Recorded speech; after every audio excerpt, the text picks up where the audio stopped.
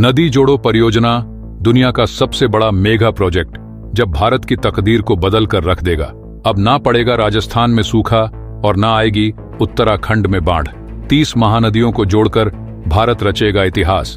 जी हां दोस्तों, भारत सरकार एक ऐसे महत्वाकांक्षी प्रोजेक्ट पर काम कर रही है जिसने चीन, पाकिस्तान और बांग्लादेश को हिलाकर रख दिया है।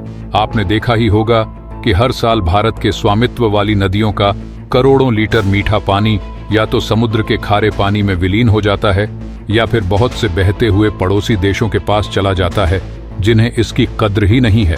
जैसे कि पाकिस्तान पूरी तरह से सिंधु यानी कि इंडस रिवर पर निर्भर है, फिर भी वह जम्मू कश्मीर में हमेशा आतंकी हमले करता है। वहीं बांग्लादेश की 3 मुख्य नदियों में से एक यमुना नदी, जो भारत की ब्रह्मपुत्र नदी का हिस्सा है, वहां की आधी आबादी के घरों तक पानी पहुंचाती है। लेकिन फिर भी इन दिनों बांग्लादेश में भारतीयों और अल्पसंख्यकों पर अत्याचार किया जा रहा है, जबकि यहां दिल्ली में लोग पानी के लिए तरस रहे हैं और राजस्थान के कई इलाकों में तो सदियों से सूखा पड़ा हुआ है। ऐसे में अब भारत ने अपनी नदियों के पानी को खुद इस्तेमाल करने के बड़े मेगा प्रोजेक्ट पर काम शुरू कर दिया है। यह प्रोजेक्ट न सिर्फ बाढ़ग्रस्त इलाकों में बाढ़ के पानी को रोकेगा और सूखाग्रस्त इलाकों में पानी देगा, बल्कि बिना कोयले के हजारों मेगावाट बिजली भी उत्पन्न करेगा और देश को हर एक रिवॉल्यूशनरी ट्रांसपोर्ट सिस्टम भी देगा।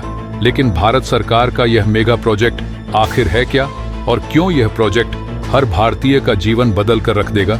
जानने से पहले अगर आपको भी हमारे देश भारत पर गर्व है तो वीडियो को एक लाइक करके कमेंट बॉक्स में जय हिंद जरूर लिखिए, क्योंकि जय हिंद कहना हम सब के लिए गर्व की बात है। दोस्तों, भारत अगर किसानों का देश है तो वो नदियों का भी देश है। नदियां हमारे लिए प्रकृति का सबसे खूबसूरत तोहफा है और इनका कृषि के क्षेत्र में महत्वपूर्ण योगदान है। भारत सरकार ने इस बार नदियों से जुड़ा दुनिया का सबसे बड़ा मेगा प्रोजेक्ट लॉन्च किया है, जिसका नाम है IRL, interlinking of reverse project. इस परियोजना में 37 नदियां 30 लिंक्स के माध्यम से एक दूसरे से जुड़ेंगी, जिससे नदियों का पानी सही तरीके से वितरित किया जा सकेगा। इसका सबसे बड़ा फायदा यह होगा कि जो नदियां बाढ़ की वजह से ओवरफ्लो हो जाती है, उनका पानी उन नदियों में चला जाएगा जिनमें पानी की कमी है। इसके अलावा सूखी नदियां भी हमेशा पानी से भरी रहेंगी। यह काम कठिन जरूर है, लेकिन इसे समझने से पहले हमें यह जानना होगा कि भारत में नदियां हमेशा क्यों ओवरफ्लो होती हैं और क्यों सूख जाती हैं। भारत में 90% से अधिक हिस्सों में वर्षा जून से सितंबर तक होती है। इस दौरान बारिश होती है, लेकिन 3 महीने बाद पानी की कमी हो जाती है, क्योंकि नदियां मुख्य रूप से बारिश पर निर्भर है। दूसरी ओर गंगा, सिंधु और ब्रह्मपुत्र जैसी नदियां हिमालय के ग्लेशियरों से पानी प्राप्त करती हैं, लेकिन इन नदियों में ग्लोबल वार्मिंग की वजह से ग्लेशियर पिघलते हैं, जिससे बाढ़ आती है। इसी कारण कई बार बादल फटने की घटनाएं भी सामने आती हैं। इस समस्या का समाधान यह हो सकता है कि इन नदियों के बहाव को समान बनाया जाए। सिर्फ एक बटन दबाने से बाढ़ से पहले पानी को सूखी नदियों में भेजा जा सके।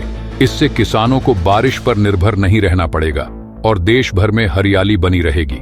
ये योजना रिवर इंटरलॉकिंग प्रोजेक्ट की शुरुआत है, जिसका मुख्य उद्देश्य जल संतुलन बनाए रखना है। भारत में 18% आबादी रहती है, जबकि केवल 4% पानी हमारे पास है। यह प्रोजेक्ट 142 करोड़ लोगों को पानी पहुंचाने में मदद करेगा। इस प्रोजेक्ट के लिए मिनिस्ट्री ऑफ जल शक्ति ने नीरा यानी national interlinking of reverse authority की शुरुआत की है। यह परियोजना 3 चरणों में पूरी होगी। पहले चरण में गंगा और ब्रह्मपुत्र नदियों को जोड़ा जाएगा। दूसरे चरण में दक्षिण भारत की 16 नदियों को जोड़ा जाएगा, जिसमें गोदावरी और कृष्णा जैसी नदियां शामिल हैं। अंतिम चरण में दक्षिण की नदियों को पूर्व की नदियों से जोड़ा जाएगा। इसके अलावा नदियों के बीच इंटरलॉकिंग के लिए डैम और रिजर्वायर भी बनाए जाएंगे, जिससे 34,000 मेगावाट बिजली का उत्पादन होगा। इसके अलावा नदियों में जल परिवहन का एक नया तरीका स्थापित किया जाएगा, जिससे माल की आवाजाही में आसानी होगी। यह योजना मध्य प्रदेश जैसे लैंडलॉक्ड राज्यों के लिए भी फायदेमंद होगी, जहां माल को समुद्र तक पहुंचाने में मदद मिलेगी। रिवर लिंकिंग परियोजना में 37 बड़ी नदियां शामिल होंगी, जैसे कि गंगा, यमुना, ब्रह्मपुत्र, गोदावरी, कृष्णा और नर्मदा। ये नदियां आपस में जुड़ने से पानी की समस्या का समाधान हो जाएगा। हालांकि इस परियोजना का इतिहास काफी पुराना है।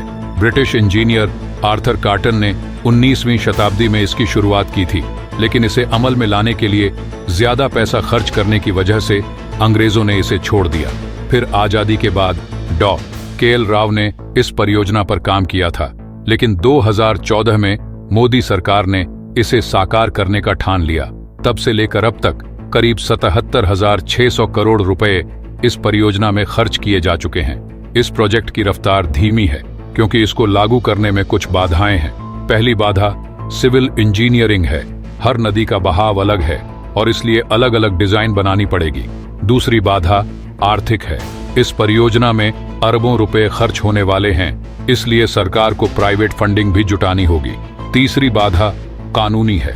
लिंकिंग कैनाल बनाने के लिए लाखों लोगों को विस्थापित करना होगा, जिससे कानूनी दावों की स्थिति पैदा हो सकती है। अगर यह परियोजना सफल होती है तो न केवल भारत के किसान और आम नागरिक लाभान्वित होंगे, बल्कि यह परियोजना पूरे दुनिया में एक मिसाल बनेगी। तो आपको यह महत्वाकांक्षी प्रोजेक्ट कैसा लगा? नीचे कमेंट सेक्शन में जरूर बताइए। वीडियो पसंद आई हो तो इसे लाइक और शेयर जरूर कीजिए, और अगर आप नए हैं तो सब्सक्राइब करके नोटिफिकेशन बेल दबा दीजिए। जय हिंद, जय भारत।